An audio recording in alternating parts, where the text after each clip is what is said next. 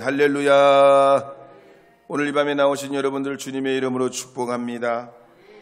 오늘은 4월 6일 수요일 밤입니다. 주님의 자비하신 은총이 우리의 모임 가운데 함께함을 믿습니다. 지난 시간에는 에베소서 6장 1절 이하의 말씀을 중심으로 자녀의 도리라는 제목으로 말씀을 선포했습니다. 거기에서 중요한 두 가지 개념, 순종과 공경에 대해서 말씀을 드렸는데요. 순종이라는 말은 경청한다는 얘기예요. 그 말을 따라간다는 얘기고, 공경은 그 말씀을 무겁게 여긴다는 겁니다. 그러니까 부모님의 말씀을 따라가기도 하고 부모님의 말씀을 중하게 여겨서 절대 가볍게 여기지 않고 마음에 담아두며 살아가는 삶을 말합니다. 그래서 이것이 우리가 마땅히 주님의 자녀로서 행할 도리요 하나님의 명령이기에 주님의 말씀을 따라서 부모 공경을 하고 순종하면 땅에서 잘 되고 장수하리라 그랬습니다. 세상에도 그래서 보면은 가문이 중요한 이유가 그 아버지의 아버지가 한 대로 그 자녀들이 그대로 가문의 풍습대로 분위기대로 따라가기 때문에 가문의 중요성을 말합니다. 여러분의 가정은 하나님 앞에 축복되고 더욱 아름다운 다복한 가정들이 되시기를 바랍니다. 예수님의 사랑 신기하고 놀라워 한 번 더 불러보겠습니다. 예수님의 사랑 신기하고 놀라워.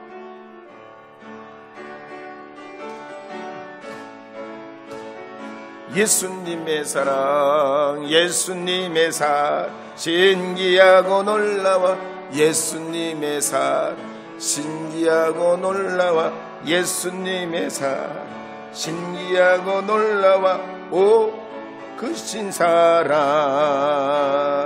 하늘 그보다 높고 바다 그보다 깊고 우주 그보다 넓은 크신 사랑. 에베소서 6장 5절 말씀 읽어보겠습니다. 함께 읽겠습니다. 종들아 두려워하고 떨며 성실한 마음으로 육체의 상전에게 순종하기를 그리스도께 하듯 하라. 아멘. 바울이 살던 시대는 노예가 있었습니다. 보통 이 노예들은 나라가 망하면 포로로 끌려가서 노예가 되기도 하고 또 큰 빚을 지면 팔려가서 돈을 다 갚을 때까지 노예로 살게 됩니다. 근데 오늘날은 동서양을 막론하고 노예 제도는 사실상 사라졌습니다. 그렇지만 근래에 고대 교수인 강수돌 교수가 쓴 팔꿈치 사회라는 책에도 보면 이런 이야기가 있습니다.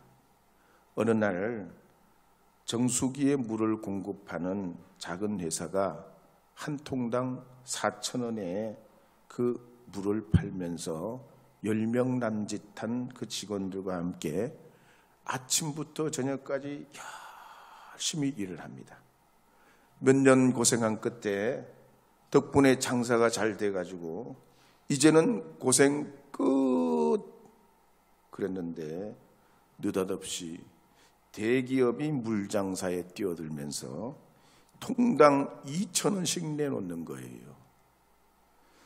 4,000원에 팔고 있는데 2,000원으로 후려쳐가지고 그 바람에 얼마를 못 버티고 문을 닫게 됩니다.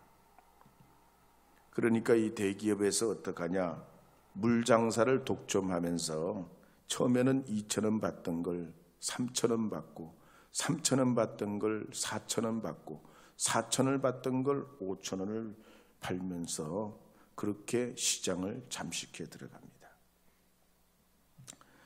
2014년에 대한항공 086편에 미국 존 F 케네디 공항에서 이 대한항공이 이륙을 해가지고 인천공항으로 가게 되는데 거기에 그 비행기 안에 당시의 부사장 조현아 씨가 객실 승무원이 말이죠, 서비스를 시원찮게 한다고 비행기를 돌리라고 그래서 46분 만에 비행기가 본래자리로 되돌아가서 사무장을 강제로 내리고 회항한 사건, 그걸 땅콩 회항 사건이라고 그러잖아요.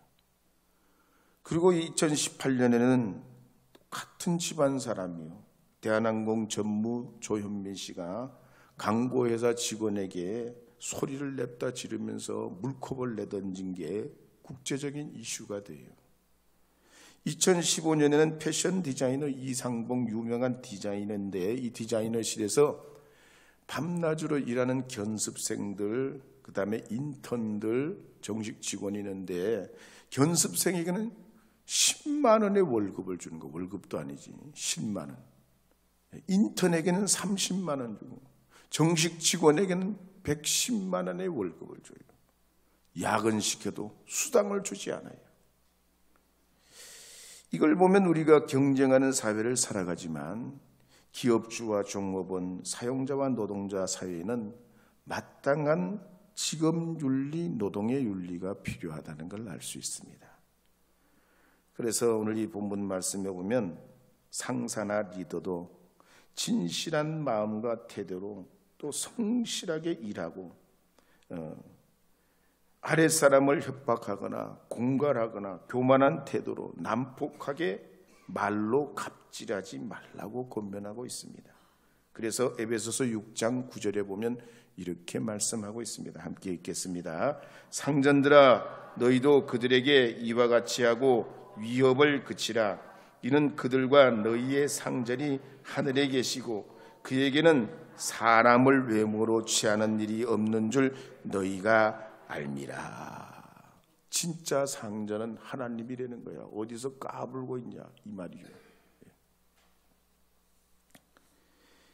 영어에 보면 성실이라는 말이 신시어라는 말인데요, 이 신시어라는 말은 없다는 말과 밀랍이라는 말, 초라는 말이 이렇게 같이 합해져서 만든 합성어예요. 신시어라는 말이.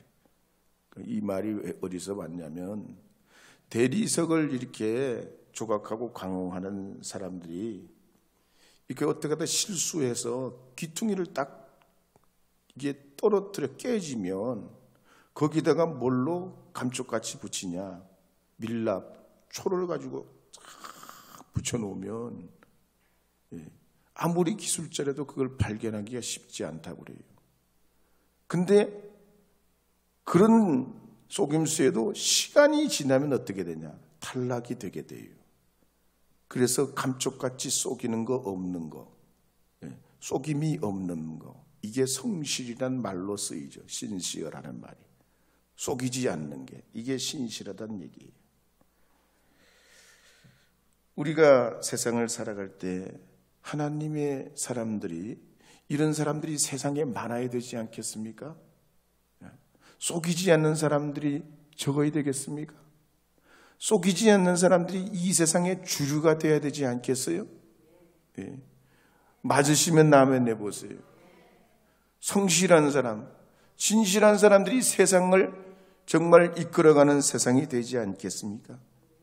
우리는 교회를 이루는 이유가 여기에 있어요. 예수님이 우리에게 신실하셨기에, 성실하셨기에, 진실하셨기에 우리가 그 주님의 그 십자가의 은혜를 쫓아 살아가고, 우리도 예수님의 그 도를 우리가 삶에 적용하고 이루어 살아가면서 직장이나 일터의 삶에 주님의 그 성실을 이루는 것, 이것이 믿음의 사람이요, 직업윤리요, 노동윤리인 줄 믿으시기 바랍니다. 그러면 반드시 복된 내일이 우리에게 열려지게 된다는 겁니다. 예수님의 사랑 신기하고 놀라워 한번 불러보겠습니다. 예수님의 사랑.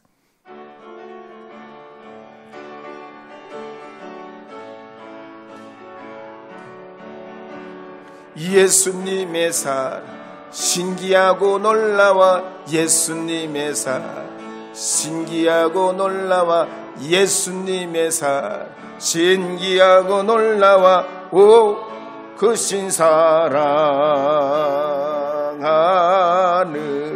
그보다 높고 바나, 그보다 깊고 우주, 그보다 바다 넓은 높으신 사랑. 극한 직업이라는 영화에 보면요, 경찰서에 마약 범죄를 전담하는 형사들이 성과를 못 내가지고 이거 어떻게 해야 되냐 막 위에서 추궁을 해요. 해체 직전에 가게 돼요. 그러니까 어떻게 해서든지 이 마약 밀매 조직을 검거하려고 의심 가는 혐의가 있을 만한 그런 사람들이 사는 데서 잠복 근무를 합니다. 근데 그 잠복 근무가 하는 데가 어디냐면 치킨집이에요. 치킨집. 많이 그 반대편에 보이는 그 치킨집에서 근무를 하는데, 이 치킨집에 손님이 너무 없어가지고 문을 닫게 생긴 거야. 문 닫아버리면 잠복 근무를 못하게 되고 실적을 낼 수도 없게 된단 말이에요. 곧 뭔가 될 것 같은데 이 치킨집이 장사가 너무 안 돼요. 그래서 어떻게 하냐면 이 형사들이 치킨집을 사서 운영을 하게 됩니다. 근데 이게 웬일이야. 그 다음부터 장사가 무지무지 잘 되는 거야. 너무 잘 되는 거야. 그래서 이 형사들이 치킨집을 해서 돈을 벌어야 될 것인가, 아니면 경찰서에서 경찰관으로 명예롭게 그냥 이렇게 하다가 끝낼 것인가, 막 갈등이 생겨요. 어떻게 해야 돼요? 돈이 무지 잘 벌려. 치킨집 장사를 해야 될까? 경찰관으로 마지막까지 명예를 지키게 될까? 막 갈등을 하는데, 가만히 생각해 보니까 그래도 경찰관이 힘들긴 하지만 이거 참 국민을 위하고 많은 사람들을 위해서 이렇게 하는 게 더 의미가 있지 않겠냐. 그리고 끝까지 경찰 생활을 포기하지 않습니다. 오늘 우리도 그렇습니다. 세상에서 주님의 제자로 사는 일이 쉽지 않아요. 그렇지만 에베소서 6장 5절 이하에 보면 직장과 일터에서 우리는 세 가지 직업의식을 가지고 살 것을 권면하고 있습니다. 첫째는 주님을 섬기듯 하라. 한번 따라해서 주님을 섬기듯 하라. 독일의 수상을 지낸 비스마르크가 말하기를 내가 청년들에게 공부하고 싶은 것이 세 가지가 있다고 그랬습니다. 첫째는 일하라. 두 번째는 좀 더 일하라. 세 번째는 끝까지 일하라 그랬어요. 왜냐하면 우리 인생이란 말이죠, 참 일이 많을 때는 이 지긋지긋한 일을 벗어버리고 싶지만 사람은 일이 있어야 보람과 의미를 찾을 수 있고 건강한 사회를 꾸려갈 수 있기 때문입니다.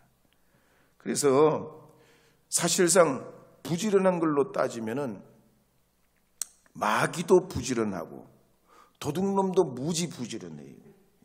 이 도둑놈이 완전 범죄를 하기 위해 가지고요, 얼마나 탐지하고 답사하고 또 답사하고 답사하고 1번 방법이 안 되면 2번 방법, 2번 방법이 안 되면 3번 방법. 하여튼 도망갈 때는 자동차를 타고 가고 어느 정도 가면 버스로 갈아타고 다시 내려가지고 기차를 타고 완전 범죄를 하기 위해 가지고 얼마나 부지런히 수고하고 애쓰는지 몰라요. 그러니까 도둑 맞았을 때는 어쩌다가 재수 없는 것 같이 우리는 맞은 것 같은데, 결과적으로 보면 그 도둑님들이 얼마나 부지런히 연구해가지고 내가 훔쳐가는 줄도 모르고 잃어버리게 만든다는 얘기죠. 근데 마귀도 그래요. 마귀도 얼마나 부지런한지 몰라. 잠도 안 자. 그냥 밤낮 없이 하나님의 자녀들을 유혹할 뿐만 아니라 세상에 말이죠, 온 천지 사방을 다니면서 말이에요, 오히려 악의 소굴로는 안 가. 진리의 사람들, 믿음의 사람들, 용기 내 살아보려고 하는 사람들, 그런 사람들의 심령과 삶 속에 파고들면서 말이지, 밤낮 없이 우는 사자처럼 그렇게 뛰어다니는 놈이 마귀란 말이에요. 그러나 도둑과 마귀는요, 악한 일, 나쁜 일, 파괴적인 일, 남이 망하는 일, 이런 거에 열심이란 말이죠. 그런데 우리의 생계를 위해서 일하는 직업은 그렇지 않습니다. 내가 땀 흘려 일하게 되면 나도 살고 너도 사는 거예요. 우리도 살지만 이웃도 살게 돼요. 나라도 살게 되고 인류도 평안하게 됩니다. 그래서 하나님께서는 아담과 하와가 타락하게 됐을 때 수고와 땀을 흘리지 않으면 못 먹고 살도록 수고와 고생을 하게 합니다. 그러니까 아담 이후로는 뭘 얻으려면 반드시 대가를 치르도록 주님이 그렇게 만들어 놓으셨어요. 제가 7년을 농사 지었는데요. 신학대학을 졸업하고 목회를 해야 되는데 목회를 안 하려고 뭐 그때는 또 그렇대. 기도가 부족했나 봐. 교회를 보니까 다 썩은 것 같고 나 같은 사람은 목회하지 말아야 된다. 그런 비관적인 생각이 들어가지고 또 그럴 뿐만 아니라 농촌이 굉장히 어려운 시절이었습니다. 어쨌든 7년을 농사 짓는데 땅과 씨름하고 잡초와 씨름하고 무더운 여름에 그냥 35도 넘는데 거기에 비옷을 입고 말이죠. 농약을 살포하고 그러면서 제가 세 가지를 늘 자문자답했던 기억이 있습니다. 내가 누구냐? 내가 왜 사냐? 내가 뭐 때문에 살아야 되냐? 그러면서 하나님이 그 고집도 꺾어지게 하고 무지도 부서지게 하고 무능도 알게 하고 부족함도 깨닫게 하셔가지고 직업의 그 소중하고 노동의 신성한 것을 알게 하셨어요. 그래서 저는 지금도 가끔씩 제가 나태해지면 일해요. 마음이 복잡하거나 혼란스러우면 노동을 하면 돼요. 그러니까 주님께서 아담과 하와에게 노동을 시킨 건 일하다 죽으라는 게 아니라 일하며 하나님의 은혜를 깨달으라는 거예요. 그래서 일 잘하면 은혜도 옵니다. 힘만 드는 게 아니라 은혜도 와요. 긍정적인 마음도 갖게 돼요. 좋은 관계도 넓어지게 돼요. 그래서 데살로니가 후서 3장 10절 말씀에 보면 이렇게 바울이 권면하는 말씀이 있습니다. 함께 읽어보겠습니다. 우리가 너희와 함께 있을 때에도 너희에게 명하기를 누구든지 일하기 싫어하거든 먹지도 말게 하라 하였더니. 아멘. 옛날에 이 말씀이 가나안 농군학교 교훈이라 교훈. 일하기 싫거든 먹지도 말라. 가나안 농군학교 표어였잖아요. 사람의 위대함이 어디에 있습니까? 가치 있는 일에 땀을 쏟고 수고하는 것이 사람의 진정한 위대함과 가치가 거기서 나와요. 동물들도 하루 종일 부지런히 먹고 살기 위해서 애를 씁니다. 그런데 우리 인생은 정말로 가치 있는 일에 땀을 쏟고 수고하는 것을 즐거워하고 거기서 의미를 찾습니다. 그래서 막신 고르키가 말하기를 일이 즐거움이라면 인생이 낙원이다. 그랬어요. 일이 즐거움이면 인생은 뭐라고요? 낙원이라는 거예요. 여러분 지긋지긋하세요? 아이고 참 감사하네. 아멘 하는 분이 아무도 안 계시네. 여러분 즐거우세요? 아이고 아멘 하시는 분이 수두룩하시네요. 그러면 우리가 어떻게 즐겁게 보람되게 우리의 삶을 살아갈 수 있을까요? 영국 격언에 보면 근면은 행복의 오른손이요 절약은 행복의 왼손이라 그랬습니다. 자기의 하는 일에 열과 성을 다하면 행복할 수 있다는 거예요. 20세기 최대의 신학자 칼바르트가 20살 된 아들이 있었습니다. 그런데 이 아들 로베르트 바르트는 1941년 6월 22일에 알프스 산맥을 등반하던 도중에 추락사를 합니다. 세계적인 거장, 20세기의 가장 위대한 3명의 신학자를 뽑으려면 1등 가는 신학자예요. 믿음도 좋고 참 대단한 바르트의 이 교리학은 평생에 두고두고 읽고 싶은 그런 책이에요. 어쨌든 아들이 말이죠, 등산하다 추락사했단 말이에요. 그때 이 바르트가 자기 아들을 묻고 돌아와서 교우들과 함께 고린도전서 13장 12절 말씀을 읽습니다. 우리도 한번 읽어보겠습니다. 자, 함께 읽겠습니다. 우리가 지금은 거울로 보는 것 같이 희미하나 그때에는 얼굴과 얼굴을 대하여 볼 것이요 지금은 내가 부분적으로 아나 그때에는 주께서 나를 아신 것 같이 내가 온전히 알리라. 아멘. 우리 기독교의 위대한 게 뭐냐 말이에요. 죽음조차도 우리를 넘어뜨리지 못한다는 얘기예요.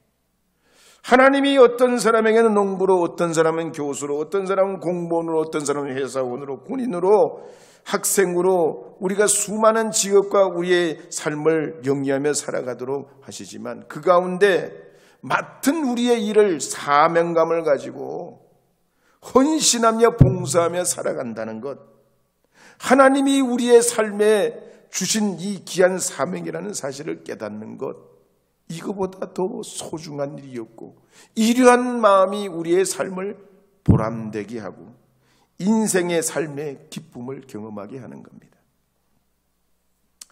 제가 해마다 요 근래는 좀 바빠서 그렇지 못했는데 연말 연초가 되면 우리 가족이나 교우들과 함께 뮤지컬을 구경하러 간 적이 있어요. 근데 뮤지컬을 보면 명배우들이 달라요. 왜 그 사람들이 명배우인지 한눈으로 보면 알아요. 그 사람들은 동작 하나하나, 음성 하나하나에 막 보는 사람의 심금을 울려요. 막 빠져들게 막 감동이 오고 막 집중력이 생기도록 만들어요. 근데 말이죠, 그렇게 그 동작 하나하나, 음성 하나하나에, 대사 하나에 사람들의 심금을 울리기 위해서 얼마나 노력했겠냔 말이에요. 그냥 되는 게 아니더라고요. 자기 역할이 끝나면 보통 하루에 3번 정도 공연하고 많이 하는 건 5번 하는데 하여튼 많이 해봐야 3번 정도 못해요. 그러면 자기 역할이 끝나면 그 나머지 시간을 어떻게 하냐, 얼마나 열심히 하는지 몰라. 했던 걸 또 하고 했던 걸 또 하고. 그래가지고 걸작을 만들어내고 사람들에게 감동을 주더란 말이죠. 직업이라는 게 뭡니까? 하나님이 우리에게 주신 사명인 줄 알고 나에게 맡겨진 이 소중한 일, 주님이 맡긴 이 책임, 이 사명, 주님이 우리에게 맡긴 이 청지기 같은 이 심부름, 하나님의 이 귀한 일을 꼭 귀하게 여기며 주님이 날 부르신 줄로 믿고 우리의 삶을 최선을 다해 살아가는 삶이라야 하는 줄 믿습니다. 그래서 아브라함도 모세도 기드온도 이사야도 바울도 최선을 다합니다. 그래서 바울이 쓰던 13권의 성경 중에 마지막 부분에, 인생 마지막 부분에 쓴 성경이 디모데후서인데 그 디모데후서에 보면 믿음의 아들인 디모데에게 자기의 인생을 돌아보면서 이렇게 권면하는 말씀이 있습니다. 디모데후서 4장 6절에서 8절 말씀입니다. 함께 읽어보도록 하겠습니다. 함께 읽겠습니다. 전제와 같이 내가 벌써 부어지고 나의 떠날 시각이 가까웠도다. 나는 선한 싸움을 싸우고 나의 달려갈 길을 마치고 믿음을 지켰으니 이제 후로는 나를 위하여 의의 면류관이 예비되었으므로 주 곧 의로우신 재판장이 그날에 내게 주실 것이며 내게만 아니라 주의 나타나심을 사모하는 모든 자에게도니라. 아멘. 야구를 할 때 봐도 그래요. 투수는 스트라이크를 던지기 위해, 아니 공 하나를 던지기 위해 가지고 말이죠, 온 지혜와 정성과 능력과 기술을 거기다 쏟아부어요. 괜히 연봉이 높은 게 아니에요. 괜히 그 사람들은 공 몇 번 던지고 몇 번 휘둘러대고 수억의 연봉을 받는 것 같죠? 아닙니다. 전력 투구를 해요. 전력 투구.